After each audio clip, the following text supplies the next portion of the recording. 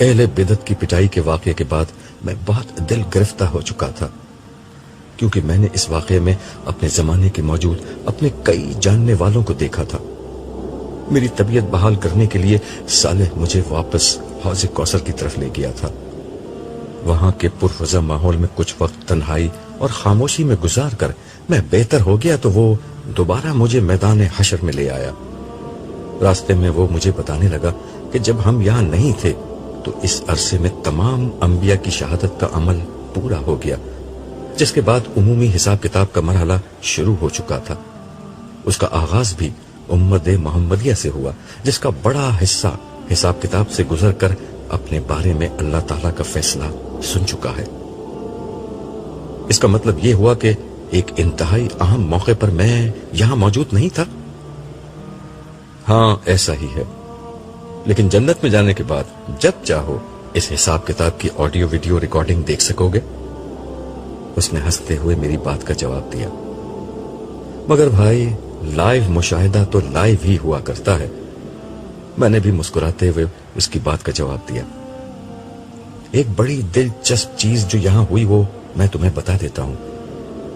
ہوا یہ کہ جب رسول اللہ صلی اللہ علیہ وسلم کی امت کے مشرکین کو ان کے شرک پر پکڑا گیا تو ان کی ایک بڑی تعداد نے صاف انکار کر دیا کہ وہ کسی شرک میں مبتلا تھے۔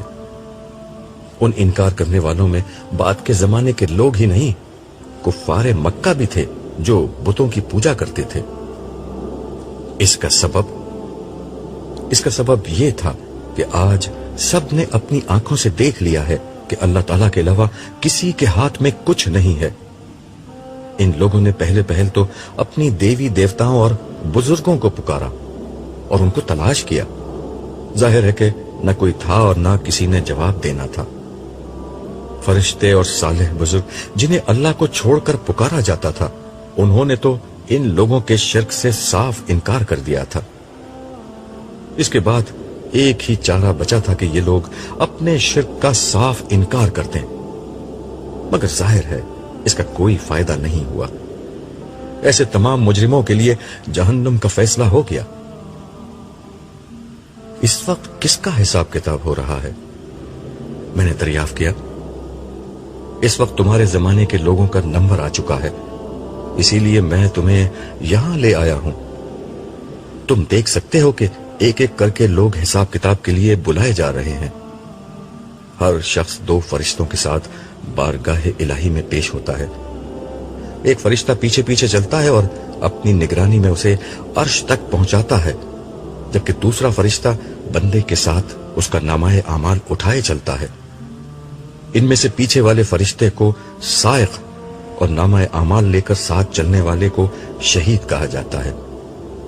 سائق وہ فرشتہ ہے جو بندے کو حشر کے میدان سے عرش الہی تک پہنچانے کا ذمہ دار ہے، جبکہ شہید اس کے اعمال کی گواہی دیتا ہے۔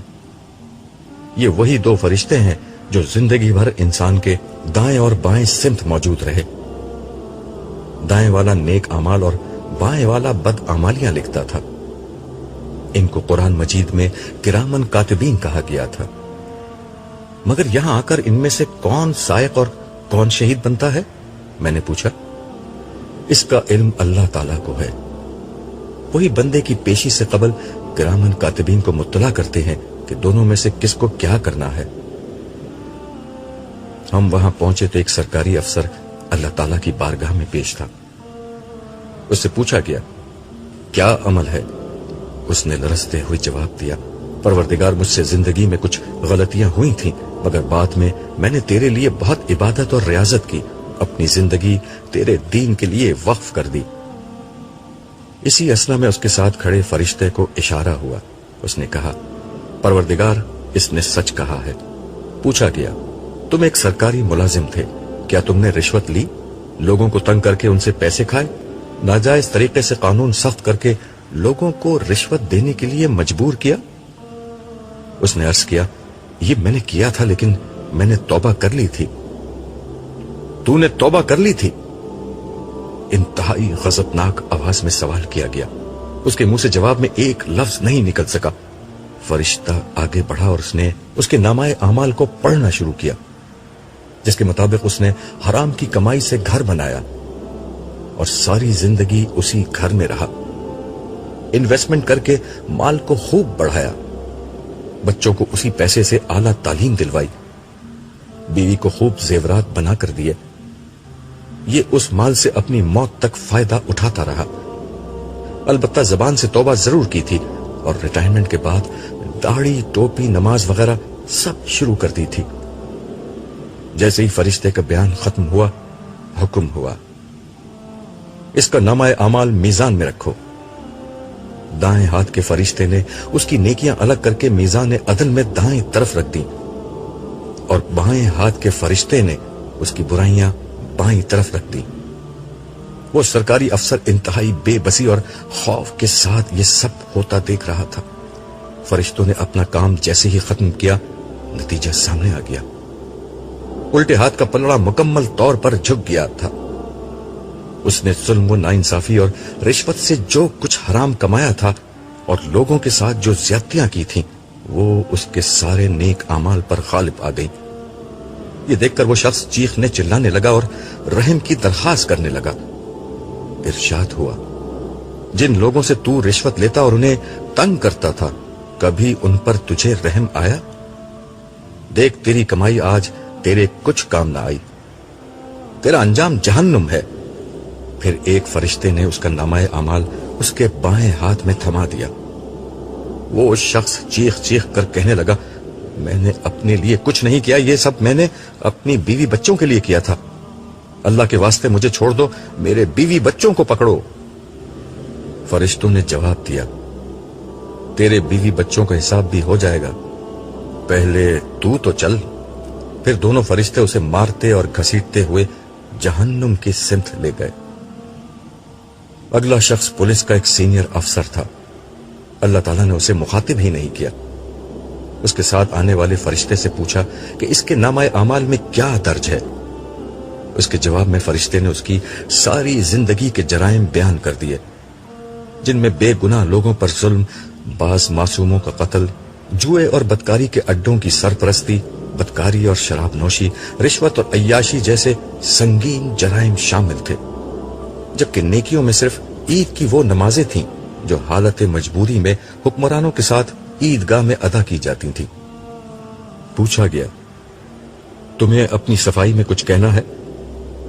اس نے کہا، پروردگار، میرے حالات ہی ایسے تھے، ہر طرف رشوت کا ماحول تھا. میں یہ سب نہیں کرنا چاہتا تھا، مگر افسران کا دباؤ اور ماحول کی جبر کی بنا پر مجبور ہو گیا. انتہائی سخت آواز میں کہا گیا، تو تم مجبور ہو گئے تھے؟ پھر حکم ہوا اس کے ماتحت کام کرنے والے ایک جونیئر افسر کو پیش کیا جائے. تھوڑی ہی دیر میں ایک انتہائی خوش شکل شخص بہت اعلیٰ اور نفیس لباس زیب دن کیے ہوئے حاضر ہوا. اس سے پوچھا گیا، میرے بندے، تو نے بھی اس شخص کے ساتھ کام کیا تھا، پھر ماحول سے مجبور ہو کر ظلم اور رشوت کا راستہ کیوں اختیار نہیں کیا؟ اس نے جواب دیا، میرے رب، مجھے آج کے دن تیرے حضور پیش ہونے کا اندیشہ تھا، اس لیے میں نے کبھی رشوت نہیں لی. جب ساتھ کام کرنے والوں نے مجھے مجبور کیا تو میں نے صاف انکار کر دیا. میں نے ساری عمر بہت غربت کی زندگی گزاری، لیکن کبھی پیسے لے کر انصاف کا خون نہیں کیا. جواب ملا، ہاں، اسی کا بدلہ ہے کہ تیرے بہت کم عمل کو میں نے بہت زیادہ قبول کیا ہے اور تجھے ہمیشہ رہنے والی جنت کی سرفرازی نصیب کی ہے. پھر دوسرے پولیس والے سے کہا گیا، تیرے پاس انتخاب یہ نہیں تھا کہ تو رشوت، ظلم اور زیادتی کے راستے پر چل کر امیر ہو جائے یا ایماندار بن کر غربت کی زندگی گزارے. تیرے پاس انتخاب یہ تھا کہ انصاف کر کے جنت میں جائے یا پھر ظلم کرے اور جہنم میں جائے. تو تو نے جہنم کو پسند کر لیا. یہی ہمیشہ کے لیے تیرا بدلہ ہے. وہ پولیس والا ہار ماننے کے لیے تیار نہ تھا. وہ روتے ہوئے کہنے لگا، پروردگار، مجھے شیطان نے گمراہ کیا تھا. جواب ملا، اصل میں تو خود ایک شیطان تھا، حالانکہ تو میرے سامنے ایک معمولی چونٹی سے زیادہ بے بس تھا. اے بے وقت انسان، جس وقت تو انسانوں پر ظلم کرتا تھا اس وقت بھی تو میرے سامنے ہوتا تھا، لیکن میں نے تجھے مہلت دی، تو نے اس مہلت سے فائدہ نہیں اٹھایا. तूने ये समझा था कि तुझे मेरे हुजूर पेश नहीं होना। देख तेरा गुमान गलत साबित हुआ। इधर गैज़ व ग़ज़ब के ये अल्फाज बुलंद हो रहे थे, उधर मैदान हशर के बाएं जानिब से जहन्नुम के शोलों के भड़कने की आवाज तेज हो रही थी। इन आवाजों ने हर दिल को लर्जा कर रख दिया था। हर शख्स पर सख्त हौल का आलम तारी था। कलेजे मुंह को आ रहे थे, आंखें फटी हुई थीं। लोगों के चेहरे बिल्कुल सियाह पड़ चुके थे। दिल की धड़कनें इतनी तेज थीं कि गोया दिल सीना तोड़कर बाहर निकल आएगा। मगर आज कोई जाए फरार न थी। एक मुजरिम का फैसला हो रहा था और दीगर मुजरिमों की हालत खराब हो रही थी। वक्त के फिरौनों, ताकतवर हस्तियां, जाबिर हुक्मरान, बे इंतहा दौलत के खजानों के मालिक, मशहूर तरीन सेलिब्रिटीज, इंतहाई असरो रसूख वाले लोग, सब मामूली गुलामों बल्कि भेड़ बकरियों की तरह बेबसी से खड़े अपनी किस्मत के फैसले के मुंतजिर थे। और आज उन्हें बचाने वाला कोई न था। फिर उसका आमाल नामा तोला किया, जिसमें हस्बे तवक्को उल्टे हाथ का पलड़ा भारी हो गया। फरिश्ते ने आगे बढ़कर नामाए आमाल उसके बाएं हाथ में थमाना चाहा, मगर उसने डर के मारे हाथ पीछे कर लिया। फरिश्ते के मुकाबले में उसकी क्या हैसियत थी। फरिश्ते ने उसके हाथ पीछे ही की सिमत बांधकर उन बंधे हुए हाथों में से उल्टे हाथ में नामाए आमाल थमा दिया। फिर दोनों फरिश्ते उसे मारते पीटते उन शोलों की तरफ बढ़ गए जहां बदतरीन अंजाम उसका मुंतजिर था। अगला शख्स एक बहुत दौलतमंद आदमी था। पूछा गया, दौलत के खजाने तो पीछे छोड़ आए हो, ये बताओ कि माल कैसे कमाया और कैसे खर्च किया था। उसने जवाब दिया, परवरदिगार मैं कारोबार करता था, इससे जो माल कमाया वो गरीबों पर खर्च किया। फरिश्ते को इशारा हुआ। उसने तफसील बयान करना शुरू की, जिसके मुताबिक इस शख्स ने जिंदगी भर खरबों रुपए कमाए। इब्तदाई जिंदगी में छोटे कारोबार से आगाज किया। चीनी, आटा और दीगर बुनियादी जरूरत की अशिया में मिलावट, जखीरा अंदोजी वगैरह की बिना पर बहुत मुनाफा कमाया और उसका बिजनेस तेजी से फैल गया। मगर इस दफा माल कमाने के लिए उसने अपने जैसे कई दूसरे लुटेरों के साथ मिलकर एक कार्टेल बना लिया। कार्टेल का काम यही था कि मार्केट को कंट्रोल करके अपनी मर्जी की कीमत पर अशिया फरोख्त की जाए। यह कार्टेल, जो इंतहाई बारसूख अफराद पर मुश्तमिल था, अपने सियासी राब्तों और रिश्वत के जरिए से अपनी मर्जी की कीमतें तय कराता। यूं गरीब अवाम महंगाई की चक्की में पिसते रहे और उनका सरमाया करोड़ों से अरबों और अरबों से खरबों में बदलता गया। माशरे में अपना तशख्खुस बरकरार रखने के लिए ये अपने खजानों में से चंद सिक्के खैरात करता और ढेरों वाह वाह कमाता। फरिश्ते के बयान के बाद कुछ कहने सुनने की गुंजाइश खत्म हो गई थी, मगर यह सेठ बहुत चालाक शख्स था। उसने चीख चीख कर कहना शुरू कर दिया कि यह सारा बयान बिल्कुल गलत है। मैंने कोई गलत काम नहीं किया। मैंने हर चीज कानून के मुताबिक की है, मार्केट के तकाजों के मुताबिक कारोबार किया। मेरे खिलाफ कोई सबूत नहीं है। यह फरिश्ता झूठ बोल रहा है। वो मुसलसल चीखे जा रहा था। आवाज आई, तो तुझे सबूत चाहिए, वो भी मिल जाएगा। इन अल्फाज के साथ ही सेठ की आवाज बंद हो गई। यकायक उसके हाथ से आवाज आना शुरू हो गई। कमोबेश वही बयान दोहराया गया जो फरिश्ते ने दिया था।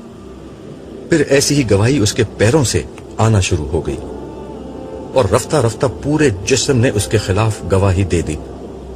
हत्ता कि उसके सीने ने उसके दिल की वो नियत भी बयान कर दी जो फरिश्तों के रिकॉर्ड में दर्ज न थी। इस गवाही के बाद कहने सुनने की सारी गुंजाइश खत्म हो गई और वही अंजाम सामने आ गया जो पिछलों के सामने आया था। सिर्फ एक इजाफी बात हुई, वो ये कि फरिश्तों को हुक्म हुआ कि जहन्नुम में दीगर अजाबों के साथ इसके माल और दौलत और खजानों को आग में दहकाया जाए और उससे इसकी पीठ, इसकी पेशानी और इसकी कमर को बार बार दागा जाए। इसके बाद फरिश्ते उसे मुंह के बल घसीटते हुए जहन्नुम की सिमत ले गए। एक एक करके लोग आते जा रहे थे और उनके मामलात निमटते जा रहे थे। چند لوگوں کا معاملہ بڑا ہی عبرتناک تھا۔ ان میں سے پہلا شخص آیا تو محسوس ہوا کہ اس کے نامہ اعمال میں نیکیوں کے پہاڑ ہیں۔ عبادت، ریاضت، نوافل، اذکار، نماز، روزہ، زکوٰۃ، حج اور عمرے کی قطار تھی جو اس کے نامہ اعمال سے ختم ہی نہیں ہو رہی تھی۔ مگر اس کے بعد فرشتے نے اس کے نامہ اعمال میں موجود ان اعمال کو پڑھنا شروع کیا جن کا تعلق مخلوق خدا کے ساتھ تھا۔ تو معلوم ہوا کہ کسی کو گالی دی، کسی پر تہمت لگائی ہے، کسی کو مارا پیٹا ہے۔ چنانچہ بارگاہ الہی سے فیصلہ ہوا کہ سارے مظلوموں کو بلا لو۔ اس کے بعد ہر مظلوم کو اس کے حصے کی نیکیاں دے دی گئیں۔ کچھ مظلوم پھر بھی رہ گئے تو حکم ہوا کہ ان کے گناہ اس کے کھاتے میں ڈال دو۔ اس کے بعد جب اعمال کا وزن ہوا تو الٹے ہاتھ کا پلڑا بالکل جھک گیا۔ وہ شخص چیختا چلاتا رہا مگر اس کی ایک نہ چلی اور فرشتے اسے کھینچتے ہوئے جہنم کی سمت لے گئے۔ کچھ لوگ ایسے آئے جن کا انجام دیکھ کر مجھے اپنی فکر پڑ گئی۔ ان میں سے ایک عالم تھا۔ وہ پیش ہوا تو اللہ تعالیٰ نے اسے اپنی ساری نعمتیں یاد دلائیں اور پھر اس سے پوچھا کہ تم نے جواب میں کیا کیا؟ اس نے اپنی علمی اور دعوتی کارنامے سنانے شروع کیے۔ جواب میں اسے کہا گیا کہ تو جھوٹ بولتا ہے، تو نے یہ سب اس لیے کیا کہ تجھے عالم کہا جائے۔ سو دنیا میں کہہ دیا گیا۔ فیصلے کا نتیجہ صاف تھا۔ چنانچہ فرشتے اسے منہ کے بل گھسیٹتے ہوئے جہنم کی سمت لے گئے۔ ایسا ہی معاملہ ایک شہید اور ایک سخی کے ساتھ ہوا۔ ان سے بھی وہی سوال ہوا۔ انہوں نے بھی اپنے کارنامے سنائے مگر ہر دفعہ یہی جواب ملا کہ تم نے جو کچھ کیا دنیا میں لوگوں کو دکھانے اور ان کی نظروں میں مقام پانے کے لیے کیا، سو وہی تعریف تمہارا بدلہ ہے۔ نہ میرے لیے کچھ کیا، نہ میرے پاس دینے کے لیے کچھ ہے۔ انہیں بھی جہنم کی سمت روانہ کر دیا گیا۔ ان لوگوں کا حساب کتاب ہو رہا تھا اور میں حساب کتاب لگا رہا تھا کہ میں نے کتنے کام اللہ کے لیے کیے ہیں اور کتنے لوگوں کی نظروں میں مقام و بڑائی پانے کے لیے۔ احتساب اور فیصلوں کے عمل میں بعض عجیب و غریب اور ناقابل تصور باتیں سامنے آ رہی تھیں۔ دنیا میں ہونے والی سازشوں، معروف لوگوں کے قتل، گھریلو، دفتری، ملکی اور بین الاقوامی سطح پر ہونے والے واقعات کے پیچھے کار فرما عوامل، ان میں ملوث افراد، خفیہ ملاقاتوں کی رویداد، بند کمروں کی سرگوشیاں، ہر چیز آج کے دن کھل رہی تھی۔ عزت دار ذلیل بن رہے تھے، شرفا بدکار نکل رہے تھے، معصوم گناہگار ثابت ہو رہے تھے۔ لوگ زندگی بھر جس پروردگار کو بھول کر جیتے رہے وہ ان کے ہر لمحے کا گواہ تھا۔ کوئی لفظ نہ تھا جو ریکارڈ نہ ہوا ہو اور کوئی نیت اور کوئی خیال ایسا نہ تھا جو اس کے علم میں نہ آیا ہو۔ رائی کے دانے کے برابر بھی کوئی عمل نہ تھا جو کیا گیا ہو اور اس کا اندراج ایک کتاب میں نہ کر لیا گیا ہو۔ اور آج کے دن یہ سب کچھ سب لوگوں کے سامنے اس طرح کھول دیا گیا تھا کہ ہر انسان گویا بالکل برہنہ کھڑا ہوا تھا۔ میں یہ سب کچھ سوچ رہا تھا اور دل میں لرز رہا تھا کہ اگر میری غلطیاں اور کوتاہیاں بھی آج سامنے آ گئیں تو کیا ہوگا؟ کوئی اور سزا نہ ملے، انسان کو صرف بے پردہ ہی کر دیا جائے، یہی آج کے دن کی سب سے بڑی سزا بن جائے گی۔ صالح نے غالباً میرے خیالات کو پڑھ لیا تھا۔ وہ میری پیٹھ تھپ تھپاتے ہوئے بولا، پروردگار عالم کی کریم ہستی اپنے نیک بندوں کو رسوا نہیں کرے گی۔ اس کی کرم نوازی اپنے صالح بندوں کی اس طرح پردہ پوشی کرے گی کہ ان کی کوئی خطا اور گناہ، کوئی لغزش اور بھول لوگوں کے سامنے نہیں آئے گی۔ تم بے فکر رہو، خدا سے زیادہ اعلیٰ ظرف ہستی تم کسی اور کی نہ دیکھو گے۔ بے شک، مگر اس وقت تو میں خدا کی گرفت دیکھ رہا ہوں۔ اس طرح کی جہنم کی سزا سنانے سے قبل بدکاروں کے چہرے سے شرافت اور معصومیت کا نقاب نوچ کر پھینکا جاتا ہے اور پھر ان کو عذاب کی نظر کیا جاتا ہے۔ میں نے اندیشہ ناک لہجے میں جواب دیا۔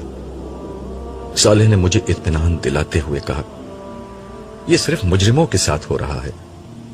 جسمانی عذاب سے قبل انہیں رسوائی کا ذہنی عذاب دیا جاتا ہے۔ صالحین کے ساتھ یہ ہرگز نہیں ہوگا۔ ہم یہ گفتگو کر رہے تھے کہ ایک اور شخص کو بارگاہ الوہیت میں پیش کیا گیا۔ اس نے پیش ہوتے ہی بارگاہ ازدی میں عرض کیا، پروردگار، میں بہت غریب گھرانے میں پیدا ہوا تھا، بچپن بہت غربت میں گزرا، جوانی میں مجھ سے کچھ غلطیاں ہو گئی تھیں، لیکن تو مجھے معاف کر دے۔ فرشتے سے مخاطب ہو کر پوچھا گیا، کیا واقعی اسے میں نے غربت سے آزمایا تھا؟ فرشتے نے ادب سے عرض کیا، مالک یہ ٹھیک کہتا ہے، لیکن یہ جنہیں غلطیاں کہہ رہا ہے وہ اس کے بدترین جرائم ہیں۔ یہ ایک رہزن بن گیا تھا، چند روپوں اور موبائل جیسی معمولی چیزیں چھیننے کے لیے اس نے کئی لوگوں کو مار ڈالا اور کئی لوگوں کو زخمی کیا تھا۔ اچھا، مالک ذوالجلال نے فرمایا، اس اچھا میں جو غضب تھا اس میں اس شخص کا انجام صاف نظر آ گیا تھا۔ پھر قہر الہی بھڑک اٹھا، اے ملعون شخص، میں نے تجھے غریب تو پیدا کیا تھا، لیکن بہترین جسمانی صحت اور صلاحیت سے یہ موقع دیا تھا کہ تو زندگی میں ترقی کی کوشش کرتا۔ تو یہ کرتا تو میں تجھے مال سے نواز دیتا، کیونکہ تجھے اتنا ہی رزق ملنا تھا جو تیرے لیے مقدر تھا، مگر تو نے اس رزق کو خون بہا کر اور ظلم کر کے حاصل کیا۔ آج تیرا بدلہ یہ ہے کہ ہر وہ شخص جس کو تو نے قتل کیا اور جس پر ظلم کیا، اس کے گناہوں کا بوجھ بھی تجھے اٹھانا ہوگا۔ تیرے لیے ابدی جہنم کا فیصلہ ہے، تجھ پر لعنت ہے، تیرے لیے ختم نہ ہونے والا دردناک عذاب ہے۔ یہ الفاظ ختم ہوئے ہی تھے کہ فرشتے تیر کی طرح اس کی طرف لپکے اور اسے انتہائی بے دردی سے مارتے پیٹتے اور گھسیٹتے ہوئے جہنم کی سمت لے گئے۔ اگلی شخصیت جسے حساب کتاب کے لیے پیش کیا گیا، اسے دیکھ کر میری اپنی حالت خراب ہو گئی۔ یہ کوئی اور نہیں، میری بیٹی لیلا کی سہیلی آسماں تھی۔ اس کی حالت پہلے سے بھی زیادہ ابتر تھی۔ اسے بارگاہ اودیت میں پیش کیا گیا۔ پہلا سوال ہوا، 5 وقت نماز پڑھی یا نہیں؟ اس کے جواب میں وہ بالکل خاموش کھڑی رہی۔ دوبارہ کہا گیا، کیا تو مفلوج تھی؟ کیا تو خدا کو نہیں مانتی تھی؟ کیا تو خود کو معبود سمجھتی تھی؟ کیا تیرے پاس ہمارے لیے وقت نہیں تھا؟ یا ہمارے سوا کوئی اور تھا جس نے تجھے دنیا بھر کی نعمتیں دی تھیں؟ آسما کو اپنی صفائی میں پیش کرنے کے لیے الفاظ نہیں مل رہے تھے۔ اس کی جگہ فرشتے نے کہا، پروردگار یہ کہتی تھی کہ خدا کو ہماری نماز کی ضرورت نہیں ہے۔ خوب، اس نے ٹھیک کہا تھا، مگر اب اس کو یہ معلوم ہو گیا ہوگا کہ نماز کی ضرورت ہمیں نہیں، خود اس کو تھی۔ نماز جنت کی کنجی ہے، اس کے بغیر کوئی جنت میں کیسے داخل ہو سکتا ہے؟ اس کے بعد آسما سے اگلے سوالات شروع ہوئے۔ زندگی کن کاموں میں گزاری؟ جوانی کیسے گزاری؟ مال کہاں سے حاصل کیا؟ کیسے خرچ کیا؟ علم کتنا حاصل کیا؟ اس پر کتنا عمل کیا؟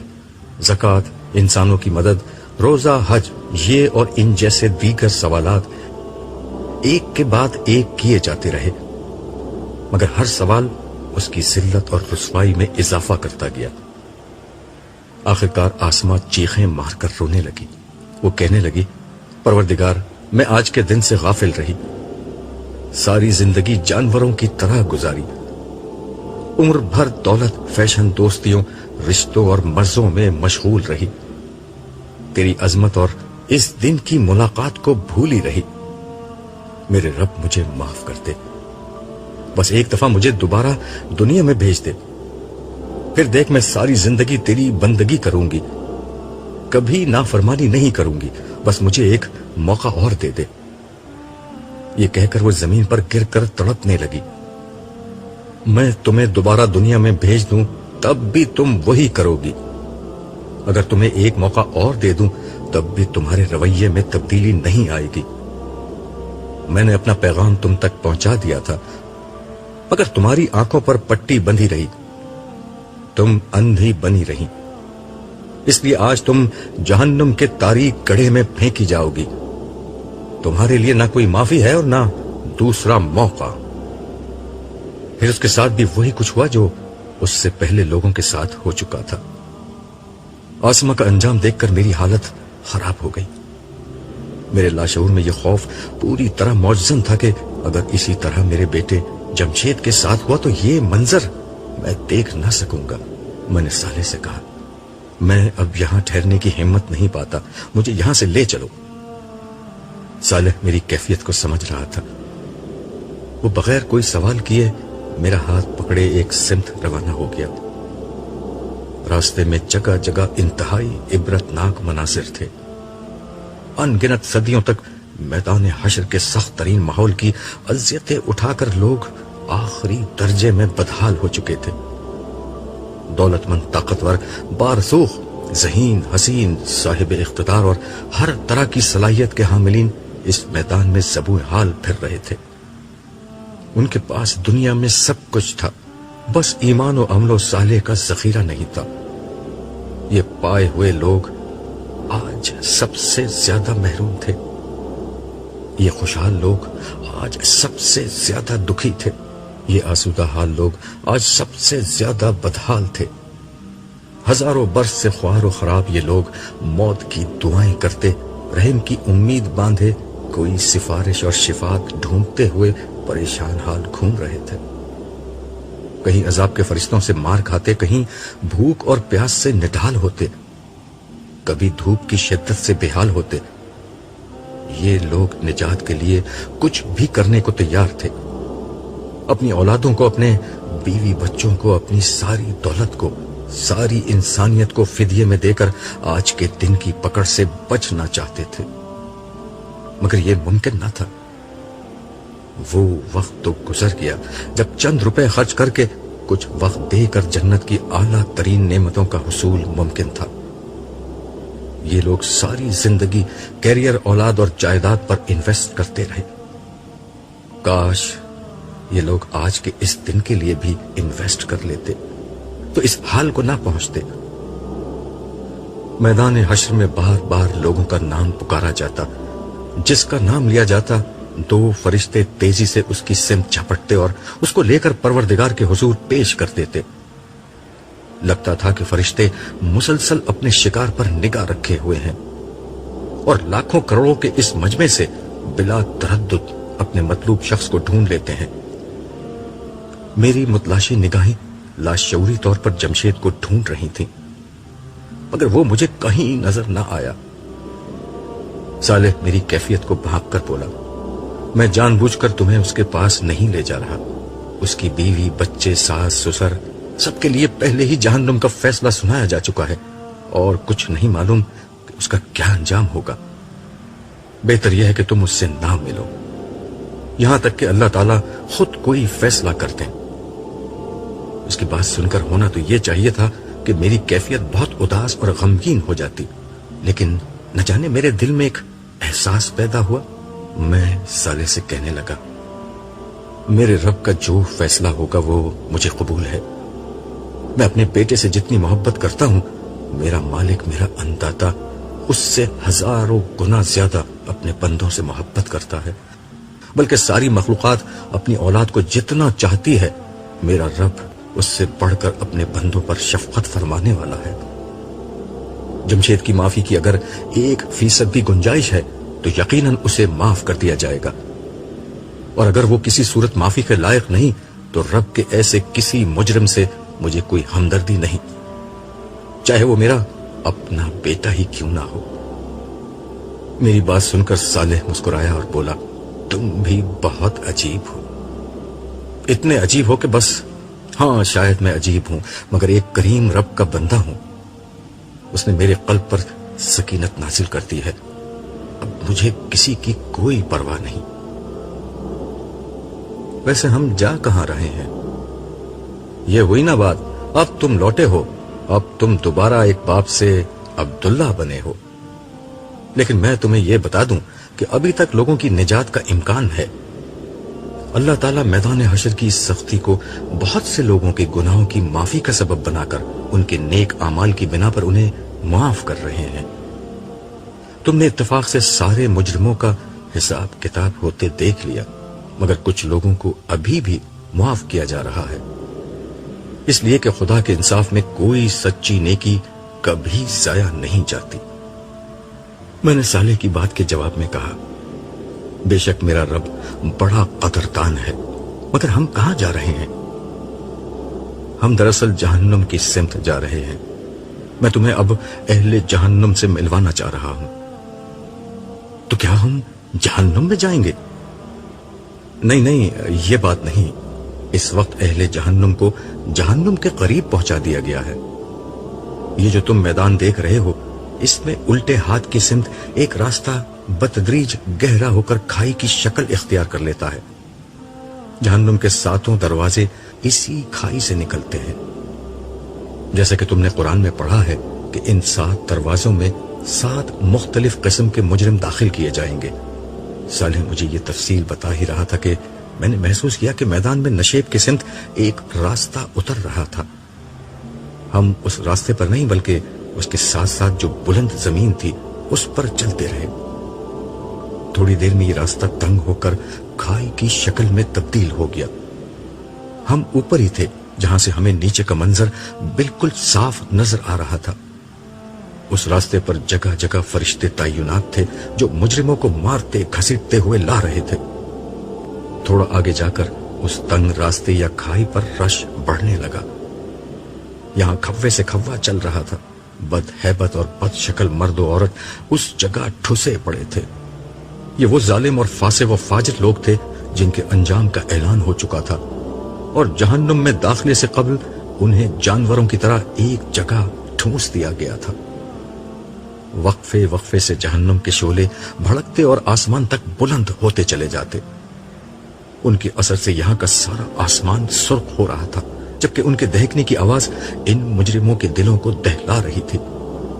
کبھی کبھار کوئی چنگاری جو کسی بڑے محل جتنی وسیع ہوتی اس کھائی میں گر جاتی، جس سے زبردست ہلچل مچ جاتی۔ لوگ آگ کے اس گولے سے بچنے کے لیے ایک دوسرے کو کچلتے اور پھلانگتے ہوئے بھاگتے۔ ایسا زیادہ تر اس وقت ہوتا جب کچھ بڑے مجرم اس گروہ کی طرف لائے جاتے تو آگ کا یہ گولا ان کا استقبال کرنے آتا، جس کے نتیجے میں ان لوگوں کی اذیت اور تکلیف میں اور اضافہ ہو جاتا۔ صالح نے ایک سمت اشارہ کر کے مجھ سے کہا، وہاں دیکھو۔ جیسے ہی میں نے اس سمت دیکھا تو مجھے وہاں کی ساری آوازیں صاف سنائی دینے لگی۔ یہ کچھ لیڈر اور ان کے پیروکار تھے جو آپس میں جھگڑ رہے تھے۔ پیروکار اپنے لیڈروں سے کہہ رہے تھے کہ ہم نے تمہارے کہنے پر حق کی مخالفت کی تھی۔ تم کہتے تھے کہ ہماری بات مانو، تمہیں اگر کوئی عذاب ہوگا تو ہم بچا لیں گے۔ کیا آج ہمارے حصے کا کوئی عذاب تم اٹھا سکتے ہو، یا کم از کم اس سے نکلنے کا کوئی راستہ ہی بتا دو؟ تم تو بڑے ذہین اور ہر مسئلے کا حل نکالنے والے لوگ تھے۔ وہ لیڈر جواب دیتے، اگر ہمیں کوئی راستہ معلوم ہوتا تو پہلے خود نہ بچتے۔ ویسے ہم نے تو تم سے نہیں کہا تھا کہ جو ہم کہیں وہ ضرور مانو۔ ہم نے زبردستی تو نہیں کی تھی، ہمارے راستے پر چلنے میں تمہارے اپنے مفادات تھے۔ اب تو ہم سب کو مل کر اس عذاب کو بھگتنا ہوگا۔ اس پر پیروکار کہتے، اے اللہ، ہمارے ان لیڈروں نے ہم کو گمراہ کیا، ان کو دگنا عذاب دے۔ جواب میں وہ لیڈر جھنجھلا کر کہتے کہ ہمیں بد دعا دے کر تمہاری اپنی حالت کون سی بہتر ہو جانی ہے۔ اس گفتگو پر صالح نے یہ تبصرہ کیا، ان سب کے لیے ہی دگنا عذاب ہوگا، کیونکہ جو پیروکار تھے وہ بعد والوں کے لیڈر بن گئے اور ان کو اسی طرح گمراہ کیا۔ دیکھو ان کے مزید پیروکار آ رہے ہیں۔ میں نے دیکھا تو واقعی اس ہجوم میں دھکم پیل شروع ہو گئی، کیونکہ کچھ اور لوگ ان کی طرف آئے تھے۔ وہ لیڈر بولے، ان بدبختوں کو بھی یہیں آنا تھا، پہلے ہی جگہ اتنی تنگ ہے، یہ بدبودار لوگ اور آ گئے۔ نئے آنے والے اس بدترین استقبال پر آپے سے باہر ہو گئے۔ ایک نیا جھگڑا شروع ہو گیا جو تھوڑی دیر میں مار پیٹ میں تبدیل ہو گیا۔ اہل جہنم ایک دوسرے کو برا بھلا کہتے، گالیاں بکتے، باہم دست و گریباں ہو گئے۔ لاتے گھونسے، دھکم پیل اور چیخ و پکار کے اس حبس زدہ ماحول میں لوگوں کی جو حالت ہو رہی تھی، ظاہر میں صرف دیکھ اور سن کر اس کا اندازہ نہیں کر سکتا تھا، مگر مجھے یقین تھا کہ یہ لوگ اپنی دنیا کی زندگی کو یاد کر کے ضرور رو رہے ہوں گے، جس میں ان کے پاس سارے مواقع تھے، مگر جنت کی نعمت کو چھوڑ کر انہوں نے اپنے لیے جہنم کی اس وحشت کو پسند کر لیا۔ صرف چند روزہ مزوں، فائدوں، خواہشات اور تعصبات کی خاطر؟ صالح مجھ سے کہنے لگا، ابھی تو یہ لوگ جہنم میں گئے ہی نہیں، وہاں تو اس سے کہیں بڑھ کر عذاب ہوگا۔ ان کے گلے میں غلامی اور ذلت کی علامات کے طور پر طوق پڑا ہوگا، پہننے کے لیے گندھک اور تارکول کے کپڑے ملیں گے جو دور ہی سے آگ کو پکڑ لیں گے۔ یہ آگ ان کے چہرے اور جسم کو جھلسا دے گی، وہ اذیت سے تڑپتے رہیں گے مگر کوئی ان کی مدد کو نہ آئے گا، نہ ان پر ترس کھائے گا۔ پھر ان کی جھلسی ہوئی جلد کی جگہ نئی جلد پیدا ہوگی جس سے انہیں شدید خارش ہوگی۔ یہ اپنے آپ کو کھجاتے کھجاتے لہو لہان کر لیں گے مگر کھجلی کم نہ ہوگی۔ جب کبھی انہیں بھوک لگے گی تو انہیں کھانے کے لیے خاردار جھاڑیاں اور کڑوے زہریلے تھور کے درخت کے وہ پھل دیے جائیں گے جن پر کانٹے لگے ہوں گے، جبکہ پینے کے لیے غلیظ اور بدبودار پیپ، ابلتا پانی اور کھولتے تیل کی تلچھٹ ہوگی جو پیٹ میں جا کر آگ کی طرح کھولے گا۔ اور پیاس کا عالم یہ ہوگا کہ یہ لوگ اس کو تونس لگے ہوئے اونٹ کی طرح پینے پر مجبور ہوں گے۔ وہ پانی ان کی پیٹ کی اتڑیاں کاٹ کر باہر نکال دے گا۔ جہنم میں فرشتے انہیں بڑے بڑے ہتھوڑوں سے ماریں گے جس سے ان کا جسم بری طرح زخمی ہو جائے گا۔ ان کے زخموں سے جو لہو اور پیپ نکلے گی وہ دوسرے مجرموں کو پلائی جائے گی۔ پھر ان کو زنجیروں میں باندھ کر کسی تنگ جگہ پر ڈال دیا جائے گا۔ وہاں ہر جگہ سے موت آئے گی مگر وہ مریں گے نہیں۔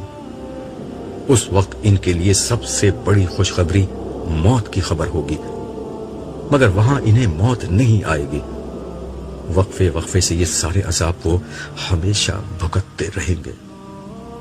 صالح نے مزید کہا، اہل جہنم کو جہنم میں داخل کرنے سے قبل یہاں اوپر لایا جائے گا اور انہیں جہنم کے ارد گرد گھٹنوں کے بل بٹھا دیا جائے گا۔ چنانچہ ان کے لیے سب سے پہلا عذاب یہ ہوگا کہ وہ اپنی آنکھوں سے سارے عذاب دیکھ لیں گے۔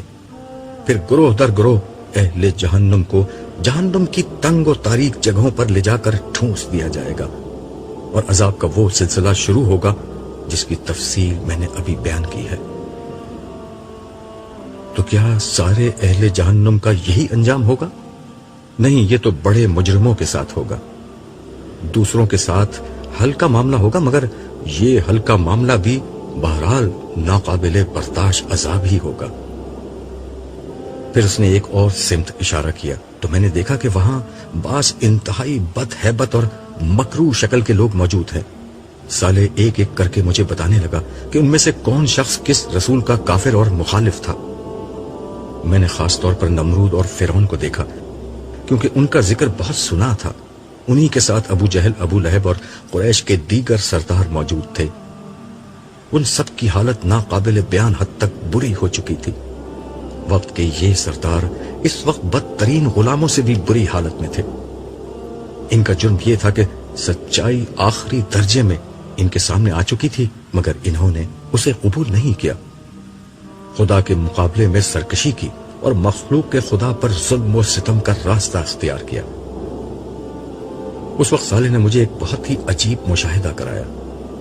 اس کی توجہ دلانے پر میں نے دیکھا کہ ان سب کے وسط میں ایک بہت بڑا دیو ہیکل شخص کھڑا تھا۔